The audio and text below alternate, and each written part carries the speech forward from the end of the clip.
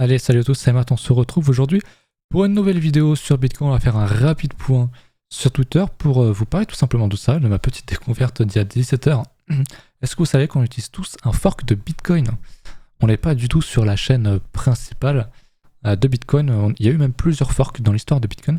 Je vous laisse découvrir comment, pourquoi, grâce à ce trade d'esprit cryptique, pardon. Voilà, écoutez, c'est super intéressant. Je pense que c'est quelque chose à savoir pour notre culture cryptographique. Donc voilà, pour la culture crypto, n'hésitez pas à checker ça. Deuxième news, il y a eu Asher qui est passé sur l'émission Twitch de Domingo. Donc Popcorn qui a parlé, qui a essayé tant bien que mal de défendre les NFT dans les jeux vidéo, mais il a aussi parlé rapidement blockchain, crypto et NFT de manière générale. Moi je pense qu'il a fait une masterclass, qu'il a bien expliqué les choses, qu'il s'est défendu, qu'il a parlé spéculation avec modestie, dit oui c'est de la merde, mais derrière quelque chose de très intéressant. Toute notre technologie est passée par ça, il y a toujours des arnaques, des trucs qui servent à rien, parce que c'est comme ça en fait.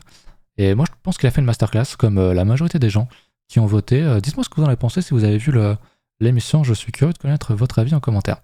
Et j'ai aussi été très étonné du sondage qui a été fait sur le live Twitch, où seulement 43% des gens sont contre l'intégration d'NFT dans les jeux vidéo, avec une faute d'autographe. Je pensais vraiment qu'il y aurait genre au moins 80%, la vérité, voire même plus, de gens qui seraient absolument contre quand on voit les réactions sur Twitter et sur Twitch parfois. Donc c'est cool, sans doute parce que Asher a su bien apaiser les choses et expliquer en quoi ça pourrait être utile. Voilà, tout simplement. C'était le petit point Twitter. On va retourner sur TradingView. On va parler Bitcoin aujourd'hui. Je vous laisse aussi me mettre en commentaire pendant que vous écrivez votre avis sur Popcorn là. Me mettre en commentaire les altcoins que vous voulez que je regarde pour vendredi. Pensez-y. Hebdo, pas grand chose à dire, honnêtement, je sais à peu près ce que je suis passé dessus. Alors en daily, j'ai tourné cette vidéo 2 fois. Parce que j'ai un petit problème au début, donc on va recommencer tout simplement. En daily, on avait quelque chose d'intéressant, je sais plus si j'en ai parlé dimanche ou ce matin, dans l'école zone 9. Mais en gros, on a une belle résistance ici, avec un point qui a une résistance qui a été touchée 3 fois, donc une fois ici, une seconde et une troisième. Et ce qu'on fait souvent, alors bien sûr, pour ceux qui nous suivent, vous le savez très bien, jamais chez zone 9 on va acheter une résistance, comme jamais on va vendre un support. C'est la règle numéro 1 en trading, sachant que la règle numéro 2 c'est d'avoir un money management en gros. Mais ce qu'on fait souvent, et c'est un setup, alors ce ne sera pas le setup pile poil parfait de titre, mais le fameux setup Pishnet, c'est souvent quand on a une belle résistance qui est bien évidente, où tout le monde long en fait, ils se font prendre un revers, donc on va prendre les stops qui sont là. On peut aller prendre pourquoi pas les stops qui sont là, voire carrément ici. Et l'idée c'est de voir un abandon. Donc une belle mèche, à aller casser ce niveau-là, avec beaucoup de volume, avec pourquoi pas un setup peut-être sur du 1 heure ou du 15 minutes avec la divergence du TD9, une petite structure de retournement. Tu achètes ça te permet d'avoir un stop qui est relativement proche. Et derrière, l'idée c'est de venir tout matraquer et d'aller chercher des niveaux beaucoup plus hauts. En l'occurrence, pourquoi pas aller chercher l'imbalance avec le POC qui est ici, donc à 41 800. Ça fait quand même, admettons, si on achète ici, qu'on a un stop ici, et qu'on prend des profils là-dedans, par exemple, pourquoi pas sur 50%, ça doit faire un bon risque de je sais pas, ouais, c'est à peu près comme ça. Je pense à vue d'œil, il y a au moins 3-4. On va mettre comme ça. On va chercher le 50%. Il y a déjà 3,5, et si on va chercher le POC un peu plus haut, ça nous fait 3,8. Donc c'est pas mal du tout. Je dis pas du tout que j'achèterais ici, hein. Si sur du 1 heure ou autre, il y a des choses intéressantes pour acheter, oui. Mais typiquement, c'est le genre de price action que peut faire Bitcoin. Parce qu'il le fait souvent, lui et les cryptos en général, et même tout chart en fait, tout actif financier. Tout simplement. Donc c'est à surveiller. Si on vient casser ça, il y a potentiellement quelque chose à aller chercher. Parce que du coup, je vais revenir ici. En H4, on a donc cette structure qui se met en place. Bon, on a aussi déjà beaucoup de funding négatifs. Donc qui pour moi montre quand même que les gens sont quand même assez agressifs sur la vente. Ce qui n'a pas eu lieu depuis très longtemps. Et on le voit qu'il y a beaucoup de positions qui s'ouvrent ici. Donc là, il y a beaucoup de shorts, à mon sens, qui se sont ouverts et qui sont en train de se faire laver salement. Ici aussi, on a de bonnes positions qui se sont ouvertes. Voilà. Pas de liquidation depuis un moment, depuis les bottoms. Donc pour moi, on peut encore aller casser beaucoup plus haut pour aller créer de la liquidation et des pleurs. Tout simplement. Ça, c'était mon avis. Sur BTC, sinon, quand même, chose toujours à prendre en compte. Sur Kingfisher, ce matin, c'était quand même bien différent. Il y avait quand même beaucoup plus de niveaux en haut. Là, actuellement, ça paraît quand même un peu plus calme, globalement plutôt bien équilibré. C'est-à-dire qu'on a quand même beaucoup de gens encore qui achètent au market. On le voit, on pourrait très bien revenir par exemple à 38 000. 38 000, je sais pas ce que ça fait sur ma chart ici. Ah, ça nous renvoie, ouais, c'est quand même vraiment du très très très très court terme. Bah du coup on y allait à 38 000. Donc la chart n'est pas à jour. Du coup ce niveau n'existe plus. Je l'ai refresh il y a pourtant pas longtemps. 15h30, ouais. Assez GMT, bref. Il y a encore des niveaux, mais plus tant que ça. Donc pour moi il y a plus vraiment de direction, plus une énorme peur, même s'il y a toujours des gros niveaux ici.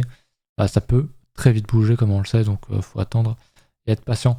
Donc je pense moi qu'il y a un petit move à tenter sur BTC pour les prochaines semaines / mois, qui se jouera sans doute à l'achat. Attention quand même si on a un beau setup, même si on a cassé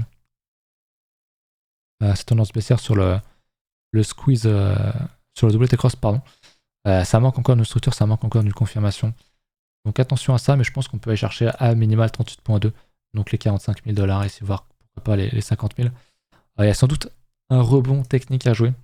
Je répète que moi je pense qu'on a un bottom ici. Tilt dit plutôt qu'il y a des chances qu'on aille plus bas parce qu'il considère que la divergence n'est pas valide chez lui.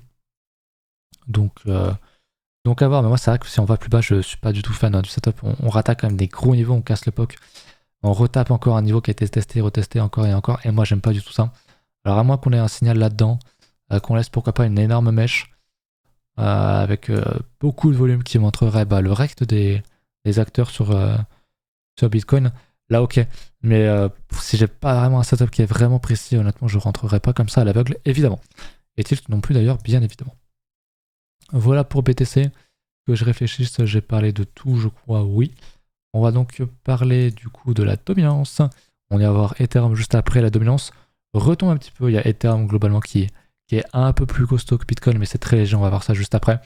Mais voilà, on a une belle résistance, un beau support qui a été testé une fois, 2 fois, 3, 4, 5 fois. Donc voilà, plus on y retourne, plus il y a de chances que ça casse, et voilà. À mon sens, on va y aller, il n'y a rien qui indique qu'on n'ira pas. Et si on casse ça, on risque de revoir une belle poussée sur les alts, sur les mid-cap en tout cas, et les majors, à minima. J'ai parlé du ANT ce matin en cours, donc on va en reparler parce que je trouve le setup très très intéressant. Donc Tilt est sorti sur le retest de la résistance, il a bien fait, il a suivi son plan. Moi je chercherai plutôt une entrée maintenant. Je sais que Tilt se cherchera une entrée si on casse les 15 $ je crois. Moi j'aime beaucoup voir le fait qu'on casse des niveaux et qu'on réintègre derrière vraiment très vite en V-bottom. Des gros niveaux, ici le truc en orange c'est un très très gros niveau. Donc pour moi si on revient faire ça, il y a potentiellement un achat qui s'oppose avec un stop ici et un achat qui va être beaucoup beaucoup plus haut que ça. Donc risk reward intéressant tout simplement, c'est pour ça qu'on entre là-dedans. Et j'aimerais bien qu'ils viennent rechercher ces niveaux-là. Et je pourrais sans doute enfin en prendre. Sinon au niveau de Aileron, on est quasiment sur le fameux 50% de retracement qu'on évoquait pour rentrer sur une collection. Donc attention, c'est à vos risques et périls. Bien sûr que vous achetez des NFT, pensez bien que vous risquez absolument de tout perdre. Surtout que derrière, contrairement à plein d'autres projets NFT, on ne parle pas assez parce que c'est pas encore assez connu. Il n'y a globalement pas de fonds derrière. Même si l'image est belle, même si les créateurs ont prévu de faire plein de choses, globalement il n'y a pas une utilité dans le monde réel qui est présente. Par exemple, on l'a vu ce matin aussi, il y a Coachella qui va vendre des NFT où tu pourras avoir en fait un pass à vie. Donc voilà, là il y a un intérêt, il y a une certaine valeur, ce qui n'est pas le cas ici. Donc toujours à prendre en compte bien sûr, mais les ailerons app qui étaient à 10, qui sont maintenant autour des 5. Donc ça commence à être intéressant pour rentrer, ça reste très cher, 5 ailerons. Ça reste cher et les drifters aussi ont pris un petit peu de tarif. Donc c'est les deux plus grosses collections pour l'instant sur Aileron qui n'a pas encore réellement décollé. Donc ça peut être intéressant parce qu'il y a plein de gens qui commencent à se hype sur le Aileron NFT. Notamment des gros possesseurs de apps sur Ethereum. Donc potentiellement un move à faire pour les prochains mois. Voilà, mais ça on en a déjà parlé dimanche. Je vous laisse là-dessus, j'espère que vous avez kiffé la vidéo. Dites-moi tout ça en commentaire pour Popcorn et pour les alts que vous aimeriez voir vendredi. Et on se retrouve bientôt. Salut!